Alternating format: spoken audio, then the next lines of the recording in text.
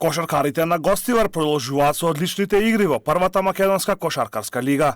Тие во петтото коло забележаа лесна и убедлива победа над втората екипа на МЗТ Скопје на гости со високи 106-76.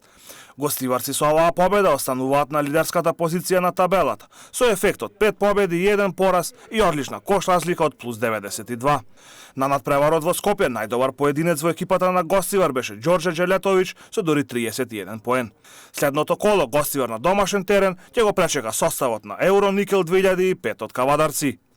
Екипата на Тетекс доживеа пораз од 77-73 на гостувањето во Прилеп од Мега Баскет во рамки на второто коло на втората кошаркарска лига Запад.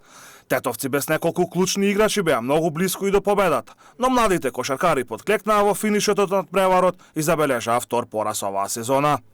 Во четвртото коло на првата машка одбојкарска лига, екипата на Лирија на домашен терен забележа победа над Угада студент од Штип со 3:1, додека Шкендија беше поразена со максимални 3:0 на гостувањето кај лидерот Вардар. Екипата на Универзитет Тетово беше слободна ова коло. Во женскиот дел од одбојкарската конкуренција, двете тетовски екипи беа поразени во рамки на петтото коло. Универзитет Тетово загуби со 3:0 на гости од Струмица, додека Бамикор со истиот резултат беше поразен од лидерот на табелата Наковски Волеј. Во фудбалската третолигашка конкуренција Западен регион се одиграа надпреварите од деветото коло.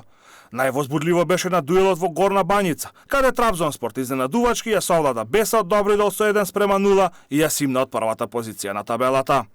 После ова коло нов лидер е екипата на Тетекс, која со службен резултат од 3:0 го доби дуелот против дисквалификуваниот флемуртариот Дебреше.